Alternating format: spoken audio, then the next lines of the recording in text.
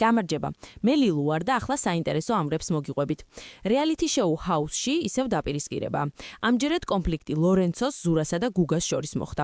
კიდევ რა მოხდა ჰაუსში, ამას მაყურებელი დღეს 23 საათზე რუსთავი 2-ის ეთერში ნახავს. დღეღამის ხანგრძლივობა იცვლება. მეცნიერთა მოსაზრებით, დედამიწის ბირთვში მიმდინავი ცვლილებებმა შესაძლოა დღეღამის ხანგრძლივობაზე იმოქმედოს. კვლევა სამეცნიერო ჟურნალი Geophysical Research Letters-ში გამოქვეყნდა.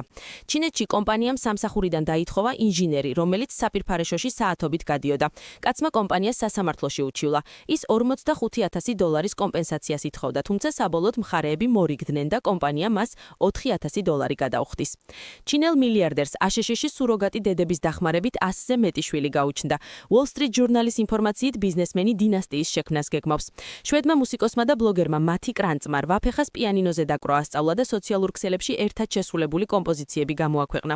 არგენტინაში ათასობით ოქროსფერი რეტრივერი შეიკრიბა, რითაც მსოფლიო რეკორდი დამყარდა. სულ ეს იყო რითიც მინდოდა შეხვედრამდე.